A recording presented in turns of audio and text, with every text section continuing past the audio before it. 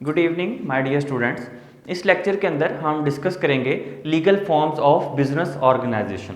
Business organisation की legal forms क्या हैं, ये हमारा लेक्चर सेकंड है जो कि बिजनेस फाइनेंस का है। फर्स्ट लेक्चर के अंदर हमने इंट्रोडक्शन डिस्कस किया था बिजनेस फाइनेंस का, तो सेकंड लेक्चर के अंदर हम legal forms of business organisation को डिस्कस करने जा रहे हैं।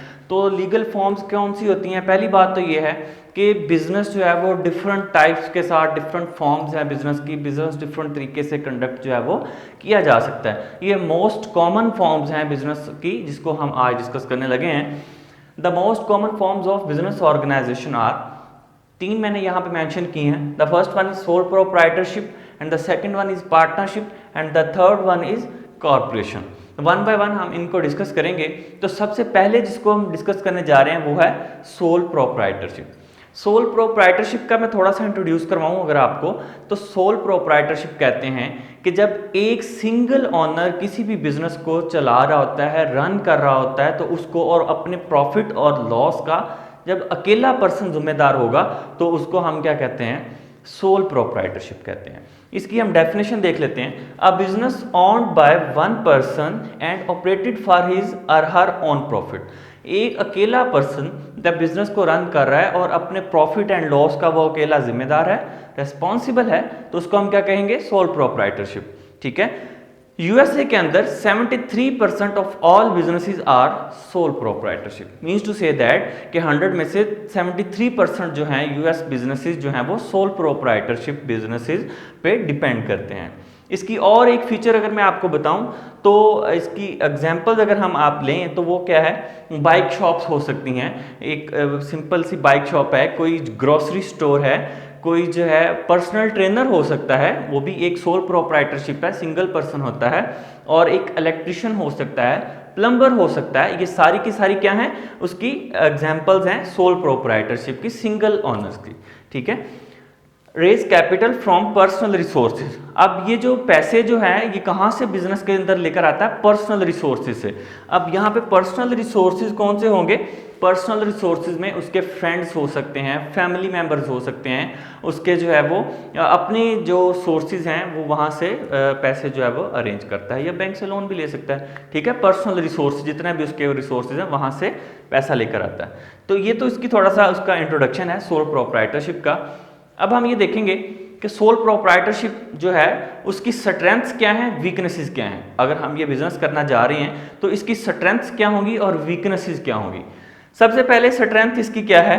इसके फीचर्स कह सकते हैं आप, इसको बेनिफिट्स कह सकते हैं इसके। तो ऑनर रिसीव ऑल प्रॉफिट। सबसे पहली इसकी जो स्ट्रेंथ है कि ऑनर जो है वो प्रॉफिट अकेला पर्सन रिसीव करता है। क्यों अकेला रिसीव करता है? क्योंकि वो अकेला पर्सन है, वही अपना प्रॉफिट रिसीव करेगा। अगर नुकसान होता है तो वो अकेला ही उसका जिम्मेदार होगा। ये इसका एक फीचर है। उसके बाद लो ऑर्गेनाइजेशन कॉस्ट। इस बिजनेस को करने के लिए, सोल प्रोप्राइटरशिप को करने के लिए जो आपके बिजनेस पे जो कॉस्ट आएगी, खर्चा आएगा, एक्सपेंसेस आएंगे, वो कम से कम होते हैं। आपको लीगल फॉर्मेलिटीज नहीं बियर करनी पड़ती। आप जब आपका दिल करता है, आप ग्रोसरी स्टोर बनाना चाहते हैं, आप अगर इलेक्ट्रिशियन की दुकान खोलना चाहते हैं, तो आप इजीली उसको कंडक्ट कर सकते हैं, आपको प्रॉब्लम्स फेस नहीं करना पड़ती। नेक्स्ट है इंडिपेंडेंस। इसमें आप आज़ाद होते हैं अपने डिसीजन मेकिंग के अंदर। आप जो डिसीजन लेना चाहें, किसमें डिसीजन मेकिंग में आप जो है वो इंडिपेंडेंस फील करेंगे। कोई डिसीजन लेना चाहते हैं आप इजीली डिसीजन ले सकते हैं, आपको कोई नहीं रोक सकता, आपको कोई मना नहीं कर सकता, क्योंकि वो आपका बिजनेस है, आप अपने प्रॉफिट एंड लॉस के रिस्पॉन्सिबल हो। उसके बाद है सीक्रेसी। इसका नेक्स्ट पॉइंट है सीक्रेसी। सीक्रेसी क्या होता है कि सीक्रेट्स जो हैं वो आपके सेव रहते हैं। बिजनेस, आपके पास कोई स्किल्स हैं जिसको यूटिलाइज करते हुए आपने कोई बिजनेस स्टार्ट किया है, तो अगर आप अकेले पर्सन हो तो आपकी जो सीक्रेसी है या आपकी जो स्टेटमेंट्स हैं, जितना भी आप प्रॉफिट एंड लॉस अर्न कर रहे हो, वो आप जो है वो किसी और को नहीं बताते, आपके पास रहती हैं, आपकी स्किल्स सेव रहती हैं, वो सीक्रेट रहती हैं, जिसकी वजह से ये भी एक इसकी करेक्टरिस्टिक्स जो है वो कंसिडर की जाती है। ठीक है। नेक्स्ट इसकी करेक्टरिस्टिक्स है क्या है? Single taxation. ये जब मैं आपको कॉर्पोरेशन का बताऊंगा तो आपको ज़्यादा क्लियर हो जाएगा। सिंगल टैक्सेशन वैसे कहते हैं कि जब आपकी जो इनकम होगी, सोल प्रोप्राइटरशिप की जो टोटल इनकम होगी, उसको सिर्फ एक ही दफ़ा टैक्स देना पड़ेगा, क्योंकि वो लीगली रजिस्टर्ड नहीं होती, लीगल फॉर्मेलिटीज़ नहीं होती, इस वजह से उसको एक ही दफ़ा जो है वो टैक्स देना पड़ता है। तो उसको हम कहते हैं single taxation. And the other case corporation के अंदर आपको 2 दफ़ा टैक्स देना पड़ता है, एक दफ़ा इनकम प्रॉपर पे जो कंपनी की इनकम है, उसके बाद पर्सनल इनकम पे भी, ठीक है। ईज ऑफ डिसोल्यूशन, इस बिजनेस को, सोल प्रोप्राइटरशिप को डिसॉल्व करना बड़ा आसान है। अगर आप चाहते हैं कि ये बिजनेस खत्म हो जाए, इसको खत्म कर दिया जाए और ये बिजनेस जो है वो फिनिश कर दिया जाए, इसको क्लोज कर दिया जाए, तो आपको किसी से परमिशन नहीं लेना पड़ेगी, आपको कोई प्रॉब्लम फेस नहीं करना पड़ेगी, आप इजीली जो है अपने बिजनेस को डिसॉल्व कर सकते हो। तो ये सारी की सारी क्या है, इसकी, इस बिजनेस की स्ट्रेंथ्स हैं। सबसे बड़ी स्ट्रेंथ यह है कि इसको बनाना बड़ा आसान है, इजीली आप इसको क्रिएट कर सकते हैं, कोई ज़्यादा लीगल फॉर्मेलिटीज नहीं बेयर करनी पड़ती। अब हम बात करेंगे वीकनेसेस की। इसकी वीकनेसेस कौन सी होती हैं? सबसे पहली वीकनेस इसकी है अनलिमिटेड लायबिलिटी। अनलिमिटेड लायबिलिटी क्या है, इस पॉइंट को बड़ा जरूरी है अंडरस्टैंड करना। एक होती है लिमिटेड लायबिलिटी और एक होती है अनलिमिटेड लायबिलिटी।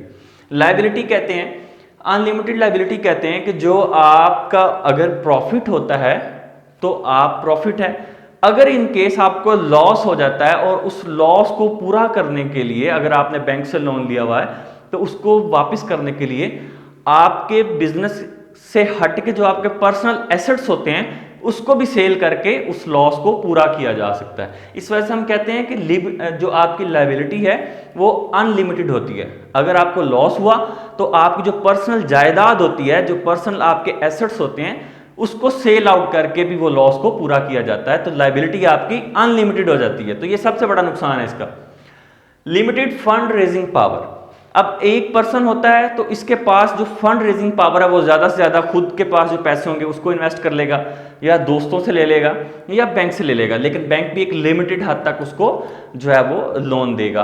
तो ये इसकी जो फंड रेजिंग होती है, पैसा जो रेज करना होता है इसने बिजनेस के लिए, वो इसकी पावर जो है वो बड़ी लो होती है, ठीक है। नेक्स्ट है आपके पास proprietor must be jack of all trade. ये अकेला पर्सन होता है, सारी ट्रांजैक्शन का अकेला मालिक होता है, सारी रिस्पॉन्सिबिलिटीज, नुकसान हो प्रॉफिट हो, सारी रिस्पॉन्सिबिलिटीज इसके पास होती हैं, तो इसको बड़ी हर्डल्स फेस करना पड़ती हैं समटाइम। तो ये जैक ऑफ ऑल ट्रेड्स की एक टर्म यूज की गई है जिसमें सारी प्रॉब्लम्स जो है वो इसको खुद ही फेस करना पड़ती हैं, सारे ऑपरेशंस खुद ही परफॉर्म करना पड़ते हैं, तो ये भी एक इसका नुकसान है। Difficult to give employ long run career opportunities, इसका एक जो है वो वीकनेस इसकी ये है कि ये जो एम्प्लॉयज़ रखता है, जैसे आपने देखा होगा कि बाइक शॉप्स के अंदर डिफरेंट लोग काम कर रहे होते हैं, 1 या 2 पर्सन काम कर रहे होते हैं जो उसके हेल्पर्स होते हैं, वो ज़्यादा देर नहीं रहते, वो 1 माह 2 माह 3 माह 4 माह 6 माह या फिर वो 1 साल के लिए होते हैं, फिर वो किक ऑफ कर देता है या वो खुद चले जाते हैं। तो ये एम्प्लॉयज़ को लॉन्ग रन करियर अपॉर्चुनिटीज़ नहीं दे सकता, उनको जॉब ज़्यादा अरसे तक नहीं दे सकता, ये भी इसकी एक वीकनेसेस है।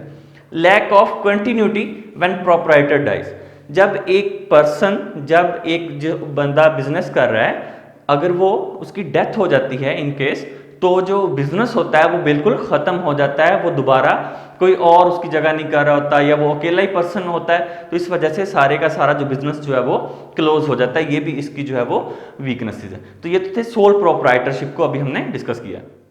अब हम डिस्कस करेंगे पार्टनरशिप को। पार्टनरशिप आपके पास सेकंड जो टाइप है आपके पास legal forms of business organization में, वो है पार्टनरशिप। पार्टनरशिप क्या होती है कि जब एक या उससे ज़्यादा लोग मिलके, 2 या 2 से ज़्यादा लोग मिलके जब कोई भी बिजनेस स्टार्ट करते हैं तो हम उसको क्या कहते हैं, पार्टनरशिप कहते हैं, ठीक है।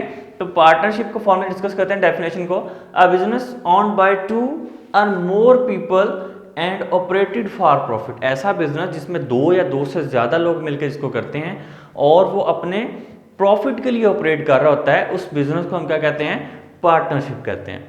7% of all businesses are partnership, 7% ऐसे यूएस के बिजनेसेस हैं जो कि पार्टनरशिप पे डिपेंड करते हैं, ठीक है। और इसकी कुछ करेक्टरिस्टिक्स में ये आ जाता है कि लार्जर देन सोल प्रोप्राइटरशिप, ये ऐसे बिजनेसेस होते हैं जो कि सोल प्रोप्राइटरशिप से तो लार्जर होते हैं, उसमें सिंगल पर्सन होता है, इसमें 2 या 2 से ज़्यादा लोग होते हैं, लेकिन ये कॉर्पोरेशन से छोटा बिजनेस होता है और ये भी कोई लीगल लीगैलिटीज इसकी नहीं है ज़्यादा कि इसको जो है वो रजिस्टर्ड करवाना, और जो है कॉर्पोरेशन की तरह से ये लीगल एंटिटी नहीं होती। तो इसकी एग्जांपल्स क्या हैं कि पार्टनरशिप कौन कौन से लोग हो सकती हैं ऑर्गेनाइजेशन। इंश्योरेंस कंपनीज हो सकती हैं जो कि मिलके पार्टनरशिप पे की जा सकती हैं। रियल एस्टेट का बिजनेस हो सकता है जिसमें कुछ लोग मिलके जो है वो बिजनेस कर रहे होते हैं, या फिर अकाउंटिंग फर्म्स हो सकती हैं, ठीक है।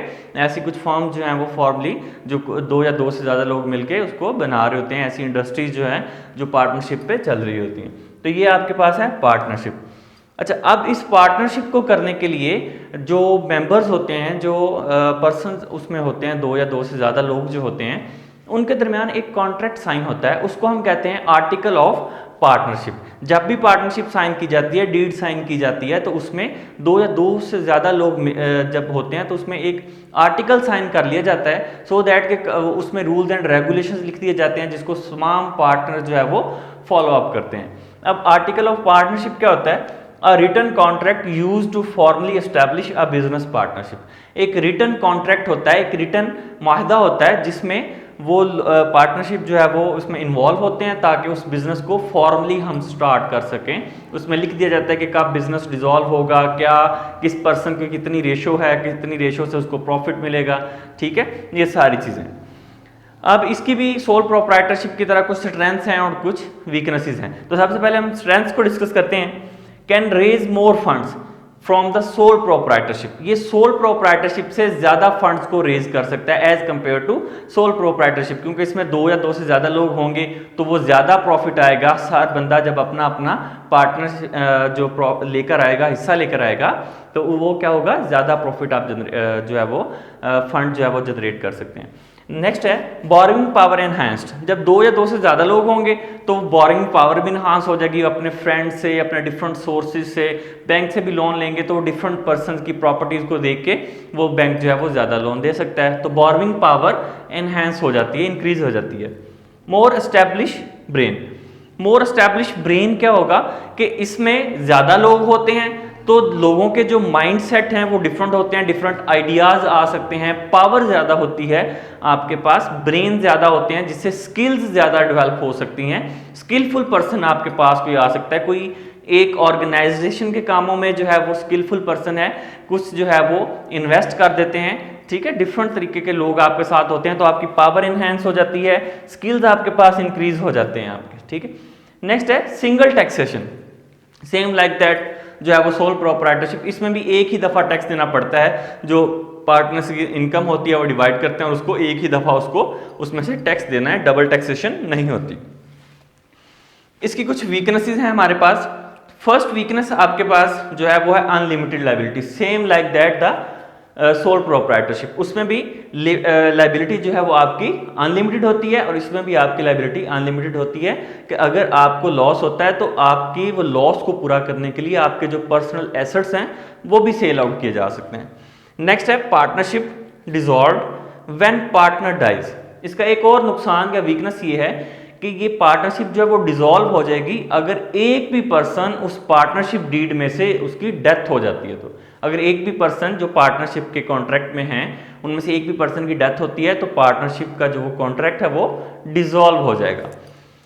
डिफिकल्ट टू लिक्विडेट और ट्रांसफर। इसका एक और नुकसान ये है कि इसको आप लिक्विडेट या ट्रांसफर नहीं कर सकते। लाइक फॉर एग्जांपल कि एक पर्सन जो इस कॉन्ट्रैक्ट के अंदर, इस पार्टनरशिप डीड के अंदर आपके पास आए हैं, सिर्फ वही लोग इसको कंटिन्यू कर सकते हैं, उसके अलावा ये किसी और पर्सन को ये ट्रांसफर नहीं हो सकती, ठीक है। इसका ये नुकसान है, डिफिकल्ट टू लिक्विडेट और ट्रांसफर। लिक्विडेट का मतलब ये है कि ख़त्म करना, मतलब अगर आप ये चाहते हैं, जैसे मैंने आपको फर्स्ट लेक्चर में बताया था कि अगर आप ये चाहते हैं कि कंपनी लिक्विडेट हो जाए, आपको पैसे आपके वापस मिल जाएं, फ़ौरन से ये सेल आउट हो जाए या किसी और को ट्रांसफ़र हो जाए, तो ये ऐसा पॉसिबल नहीं है। ये डिफ़िकल्ट होता है कि आप पूरी वो पार्टनरशिप जो अपना बिजनेस है किसी और को दें और उसको कैश में कन्वर्ट कर सकें और अपने अपने पैसे जो है वो वापस ले लें, तो डिफ़िकल्ट होता है, इसलिए हम कहते हैं डिफ़िकल्ट टू लिक्विडेट और ट्रांसफरेबल। तो ये तो था आपके पास पार्टनरशिप।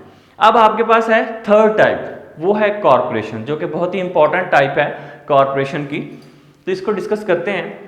कॉरपोरेशन बेसिकली क्या होता है, उसका नेम भी आपको बताया था, कॉरपोरेट होती है, एक फर्म होती है, एक पूरी ऑर्गेनाइजेशन होती है जिसमें बहुत सारे लोग शामिल होते हैं और जो कि उसके पार्टनर्स होते हैं, उसके शेयर होल्डर्स होते हैं, वो अपना बिजनेस करते हैं। इस और कॉरपोरेशन की सबसे बड़ी बात जो है, इंपॉर्टेंट बात ये है कि ये रजिस्टर्ड होती है और ये एक लीगल एंटिटी होती है। इसकी डेफिनेशन भी हमें यही बताती है कि कॉरपोरेशन जो है an entity created by law, एक ऐसी ऑर्गेनाइजेशन, ऐसी एंटिटी जो कि लॉ के तहत बनाई जाती है, प्रॉपर रूल्स एंड रेगुलेशंस को फॉलो करते हुए बनाई जाती है, ठीक है। तो कॉरपोरेशन क्या होती है, हैज़ अ लीगल पावर्स, इसके पास लीगल पावर्स होती हैं। लीगल पावर्स कैसी होती हैं कि ये एक इंडिविजुअल की हैसियत रखती है। बड़ी मजे इंपॉर्टेंट बात है मजे की कि कॉर्पोरेशन जो है इसकी लीगल पावर्स इतनी होती हैं कि एक इंडिविजुअल होती है। इंडिविजुअल का मतलब क्या है कि लाइक मी, मैं अगर किसी पे केस करना चाहूं तो मैं केस कर सकता हूं उस पर, ठीक है। कोई मुझ पे केस करना चाहे तो मेरे नाम पे केस कर सकता है। सेम लाइक दैट कॉर्पोरेशन के अंदर भी क्या होगा कि एक लीगल पावर्स होती हैं और it can be sue and be sued. ये अगर खुद केस करना चाहे, जैसे कोई ऑर्गेनाइजेशन है वो अपने नेम से जो है वो केस कर सकती है किसी पे, और इस पे भी इसके नाम पे केस हो सकता है, किसी भी एम्प्लॉय पे, पर्सन पे जो है वो केस नहीं हो सकता, ठीक है। अच्छा, अब 90% of total business is revenue.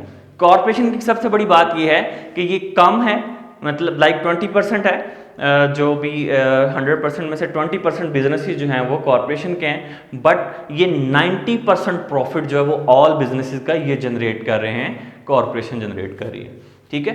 अच्छा, अब इसके अंदर कुछ बहुत सारी चीज़ें आती हैं, कुछ टर्म्स आती हैं, वो मैं पहले आपको अंडरस्टैंड करवा रहा हूँ कि वो क्या होती हैं। इसमें स्टॉक होल्डर्स होते हैं, ठीक है। स्टॉक होल्डर्स किसको बोलते हैं? ऐसे पर्सन जिन्होंने कंपनी के शेयर्स खरीदे होते हैं।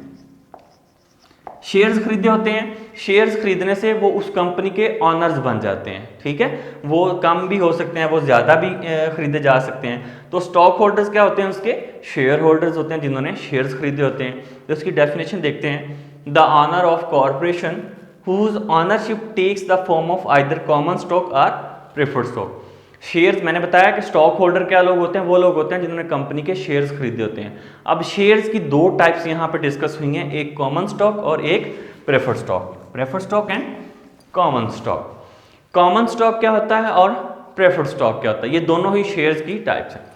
कॉमन स्टॉक को देख लेते हैं। The purest and most basic form of corporate ownership. इसको हम आगे जाकर डिटेल में भी डिस्कस करेंगे। बेसिक कॉन्सेप्ट्स आपको बता रहा हूँ कि जो कॉमन स्टॉक होता है, ये ऐसे पर्सन्स होते हैं जो कि जिसको कहते हैं कि ये वोटिंग राइट होता है इनके पास। ये कंपनी के जितने भी फैसले, डिसीजंस होते हैं या वोट देना होता है, तो कंपनी के मैटर्स में ये इन्वॉल्व होते हैं, वहाँ पे पार्टिसिपेट करते हैं। As compare to preferred stock. Preferred stock ऐसे लोग होते हैं जो कि कंपनी के डिसीजंस में इन्वॉल्व नहीं होते, वो जस्ट अपना पैसा लगाते हैं, जो शेयर परचेज करते हैं, और उसके बाद अपना फिक्स्ड प्रॉफिट जो है वो गेन करते हैं, और उसके बाद वो उनका एक टेन्योर भी होता है कि वो 20 साल बाद, 10 साल बाद जो है वो कॉमन स्टॉक में चेंज हो जाएंगे। प्रेफर्ड स्टॉक की एक और जो कैरेक्टरिस्टिक्स ये है कि जब भी कंपनी खत्म होगी, लिक्विडेट होगी, तो सबसे पहले जो है वो प्रेफर्ड स्टॉक को उनके पैसे जो हैं वो वापस किए जाएंगे, ठीक है। जब कंपनी ने प्रॉफिट देना होता है, डिविडेंड देना होता है, तो वो भी क्या होता है कि कंपनी सबसे पहले प्रॉफिट स्टॉक्स को देती है, उसके बाद अपने सेटल करने के बाद जो बच जाते हैं वो कॉमन स्टॉक को देती है, ठीक है। तो ये इन दोनों का थोड़ा सा डिफरेंस है प्रेफर्ड स्टॉक का, कि उसमें प्रेफरेंस दी जाती है शेयर होल्डर्स को। कॉमन स्टॉक जो है वो ये मोस्ट बेसिक फॉर्म है कॉर्पोरेट के ऑनर बनने की। अब मैंने यहाँ पे बात की थी एक डिविडेंड की।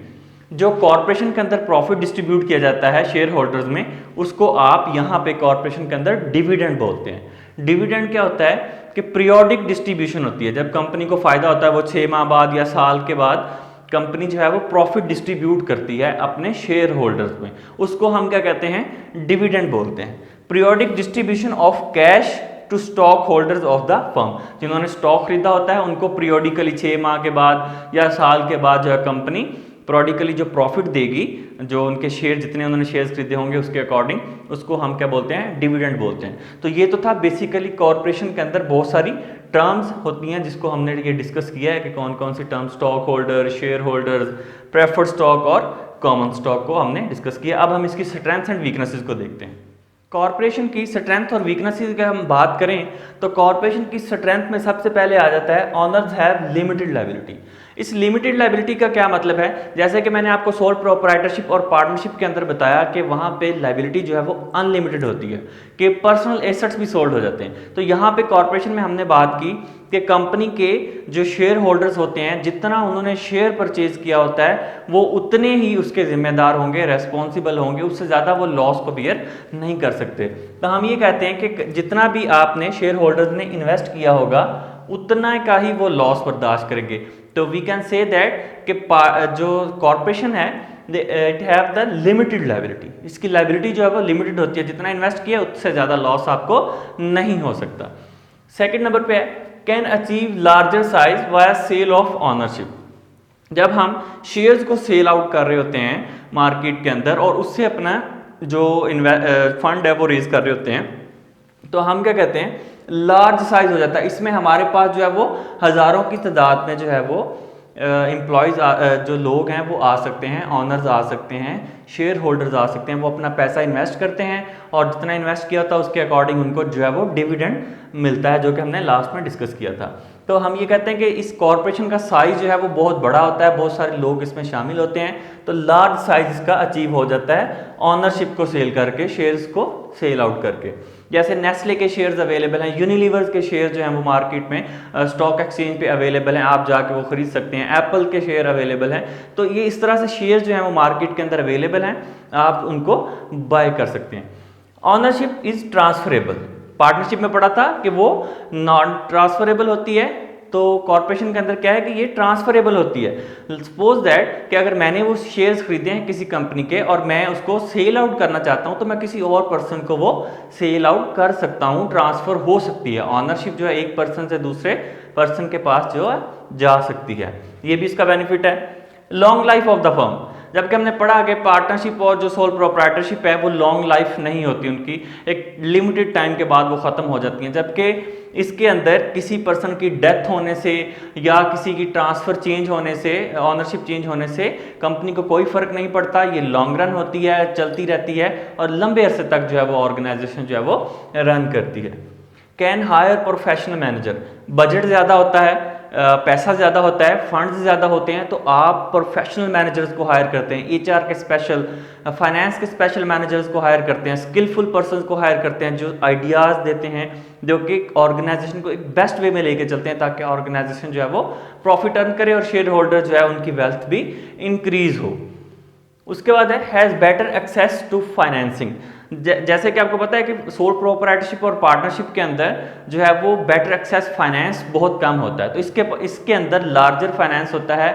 आप जो है वो बैंक से भी लोन ले सकते हैं, शेयर्स को भी सेल करके लोन ले सकते हैं। जो हमने पढ़ा था फर्स्ट लेक्चर के अंदर कि जो स्ट्रक्चर बनाया जाता है, ठीक है, वो डेट और इक्विटी को मिला के बनाया जाता है, तो आप बैंक से भी लोन ले सकते हैं और वो भी ज़्यादा आपको लोन मिल जाएगा आपकी क्रेडिबिलिटी पे, आपके जो एसेट्स की बेस पे, और उसके अलावा भी आपको जो है वो शेयर सेल करके भी आप लोन जो है वो ले सकते हैं। तो इसके पास फाइनेंस जो है वो ज़्यादा होता है। अब हम बात करते हैं इसकी वीकनेसेस की। कुछ वीकनेसेस भी कॉर्पोरेशन में पाई जाती हैं, वो क्या है? Double taxation.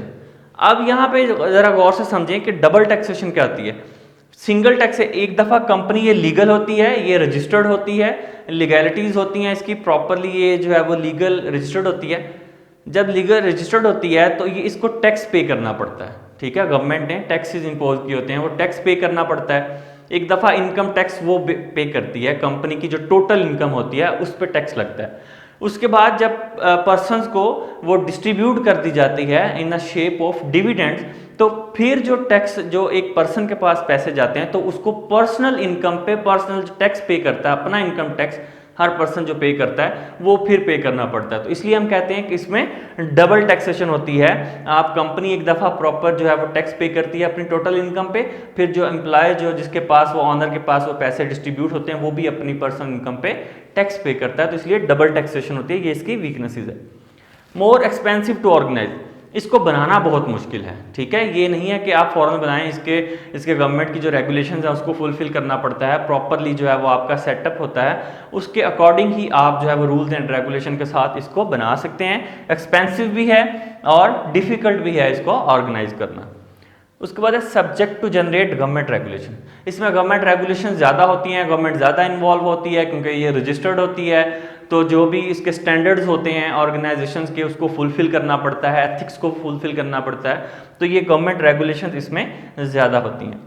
Lack of secrecy, जब कंपनी रजिस्टर्ड होती है तो उसको अपनी जो फाइनेंशियल स्टेटमेंट्स हैं वो शो आउट करनी पड़ती हैं, इसलिए भी शो आउट करनी पड़ती हैं ताकि वो कस्टमर्स को, ताकि वो आने वाले नए पर्सनस को, शेयर होल्डर्स को अट्रैक्ट कर सके, वो उस कंपनी के जो है वो पार्टनर बन सकें, इन्वेस्ट करें वहाँ पे। इसलिए भी कंपनी अपना प्रॉफिट शो करने के लिए अपनी इनकम स्टेटमेंट्स को शो आउट करती है। उससे क्या होता है कि कंपनी की सीक्रेसी जो है वो लीक हो जाती है। या समटाइम ऐसा होता है कि एक पर्सन एक कंपनी में काम कर रहा है मल्टीनेशनल में, वो उसको छोड़ के किसी दूसरी कंपनी में जाता है, तो उसकी कुछ जो उसको पता होती हैं जो फॉर्मेलिटीज़, वो जाके दूसरी कंपनी में लीक आउट कर देता है for the sake of on benefit. तो ये भी एक नुकसान होता है, सीक्रेसी इसमें ख़त्म हो जाती है जब आप अपनी स्टेटमेंट्स को पब्लिक कर देते हैं, तो ये इसका नुकसान है। ये थी कॉरपोरेशन की स्ट्रेंथ एंड वीकनेसेस। अब हम थोड़ी सी बात करेंगे जो कंपनी का स्ट्रक्चर होता है, कंपनी ये जो कॉरपोरेशन बनती है वो कॉरपोरेशन कैसे होती है, जो मैंने अभी आपको एक्सप्लेन किया, उसको मैं एक स्ट्रक्चर के साथ आपको थोड़ा सा समझाना चाह रहा हूँ। सबसे पहले ऑर्गेनाइजेशन में होते हैं स्टॉक होल्डर्स। स्टॉक होल्डर्स कौन से होते हैं? वो लोग होते हैं जिन्होंने शेयर्स खरीदे होते हैं, इनको शेयर होल्डर्स भी कहते हैं। शेयर ज़्यादा मिकदार में खरीदे होते हैं, ये सारे कंपनी के क्या होते हैं? स्टॉक होल्डर्स होते हैं। ठीक है, स्टॉक होल्डर्स इलेक्ट करेंगे। इलेक्ट मतलब कि वो सिलेक्ट करेंगे, वो कौन से पर्सन जो है वो इलेक्ट करेंगे। एक ग्रुप बनाया जाता है, ठीक है, उस ग्रुप को आप कहते हैं बोर्ड ऑफ डायरेक्टर्स।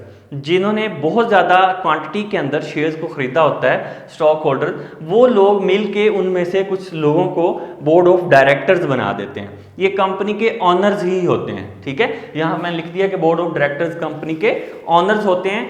ऑनर में और जो है वो मैनेजर में फ़र्क क्या है? लाइक बोर्ड ऑफ डायरेक्टर्स हैं और ये सीईओ है, वाइस प्रेसिडेंट है। ठीक है, अभी यहाँ पे पहले बता दूं, बोर्ड ऑफ डायरेक्टर्स हायर्स करते हैं, स्टॉक होल्डर इलेक्ट होते हैं, बोर्ड ऑफ डायरेक्टर्स बनते हैं, और ये बोर्ड ऑफ डायरेक्टर जो होते हैं ये हायर करते हैं। ये वो लोग होंगे जो कंपनी के सारे डिसीजन मेकिंग करेंगे, पॉलिसीज बनाएंगे, उसके बाद जो है वो गाइडलाइंस देंगे, अफेयर्स कौन से होने चाहिए, किस तरह के अफेयर्स को कंटिन्यू करना है। ठीक है, ऑर्गेनाइज करेंगे, बेसिकली ब्रॉडर लेवल पे जो डिसीजन मेकिंग होती है वो बोर्ड ऑफ डायरेक्टर्स करेंगे। ये हायर करेंगे प्रेसिडेंट को, इसको हम सीईओ भी कहते हैं, चीफ एग्जीक्यूटिव ऑफिसर कहते हैं। जो ऑर्गेनाइजेशन में सबसे बड़ी पोस्ट है वो जो है वो जॉब लेवल पे, एम्प्लॉय लेवल पे, वो है सीईओ, चीफ एग्जीक्यूटिव ऑफिसर। ये मैनेजर्स होते हैं बेसिकली, कि जो मैनेज करेंगे कंपनी को। ठीक है, कंपनी के डे टू डे ऑपरेशंस को जो मैनेज करने वाले लोग होंगे वो क्या होगा? सीईओ होगा या वो मैनेजर्स होंगे। ये इसमें और बोर्ड ऑफ डायरेक्टर्स में फ़र्क क्या है? ये लोग लेते हैं प्रॉफिट, इनको जाएगा प्रॉफिट, कंपनी जो प्रॉफिट अर्न करेगी या लॉस होगा, इनको क्या जाएगा? सैलरी जाएगी। ठीक है, ये सैलरी लेने वाले लोग हैं, इनको जो है वो सैलरी मिलेगी सीईओ को। ठीक है, और ये लोग जो है वो प्रॉफिट लेंगे। बोर्ड ऑफ डायरेक्टर जो है ये बेसिकली स्टॉक होल्डर्स होते हैं, उसमें से स्टॉक होल्डर्स में से एक ग्रुप बनाया जाता है जो बोर्ड ऑफ डायरेक्टर्स बनता है। अब सीईओ आ गया सबसे हाई रैंक पर्सन, ये आगे डिफरेंट पर्सन को सिलेक्ट करेगा, डिफरेंट वाइस प्रेसिडेंट या डिफरेंट मैनेजर्स को। Like vice president of human resource select करेगा, वाइस प्रेसिडेंट ऑफ मैन्युफैक्चरिंग बना देगा, वाइस प्रेसिडेंट ऑफ फाइनेंस बना देगा। सीएफओ का मतलब है चीफ फाइनेंशियल ऑफिसर भी उसको कहते हैं। Vice president of marketing, vice president of information technology, ये डिफरेंट आगे डिपार्टमेंट्स में पर्सन्स हायर कर देगा जो कि रैंक वाले लोग होंगे, मैनेजर्स होंगे। अब आगे फिर वाइस प्रेसिडेंट, ये पूरे डिपार्टमेंट को रन कर रहे हैं, ये ह्यूमन रिसोर्स डिपार्टमेंट को रन करेगा, ये मैन्युफैक्चरिंग को, ये मार्केटिंग को, ये इंफॉर्मेशन को, ये फाइनेंस को, और ये पूरी कंपनी के जो डे टू डे जो डिसीजन मेकिंग होगी मैनेजमेंट लेवल पे, उस सारे को जो है वो ये कंटिन्यू करेगा। सीएफओ या फाइनेंस जो है ये आगे 2 पर्सन को सिलेक्ट करता है, ये ट्रेजरर को सिलेक्ट करेगा और कंट्रोलर को। ट्रेजरर में आगे डिफरेंट टाइप्स के फाइनेंस के ऑपरेशंस आ जाते हैं, जिसमें एक कैश मैनेजर होगा, क्रेडिट मैनेजर होगा, ठीक है, फॉरेन एक्सचेंज मैनेजर हो सकता है, फंड रेजिंग मैनेजर होगा। कैश मैनेजर का काम क्या होगा? कैश को जो कलेक्ट करना, क्रेडिट उधार के मसले सारे जो हैं वो देखने। फॉरेन एक्सचेंज मैनेजर जो फॉरेन एक्सचेंज के जितने भी प्रॉब्लम्स हैं उनको डील आउट करना। फंड रेजिंग मैनेजर इसका काम है कि ज़्यादा से ज़्यादा इन्वेस्टमेंट इकट्ठी करना। कंट्रोलर के अंदर टैक्स मैनेजर, ये टैक्स को मैनेज करेगा, जो कंपनी के जो टैक्स जितने भी अफेयर्स होंगे टैक्स से रिलेटेड उसको मैनेज करने की ड्यूटीज़ होंगी। कॉस्ट अकाउंटिंग मैनेजर, ये कॉस्ट को कंट्रोल करने वाला जो मैनेजर, उसके लिए हायर कर दिया जाता है, प्रोडक्शन की कॉस्ट को कंट्रोल करना। फाइनेंशियल अकाउंटिंग मैनेजर, तो ये बेसिकली डिफरेंट जो है वो पर्सन या एक सिनेरियो बना दिया जाता है जो बोर्ड ऑफ डायरेक्टर से स्टार्ट, स्टॉक होल्डर से बोर्ड ऑफ डायरेक्टर्स, फिर जो है वो प्रेसिडेंट या वाइस प्रेसिडेंट, सीईओ, फिर उसके बाद ये डिफरेंट आगे जो है वो सब सेक्शंस बना दिए जाते हैं जो कि कंपनी को लीड कर रहे होते हैं या उसको कंट्रोल कर रहे होते हैं।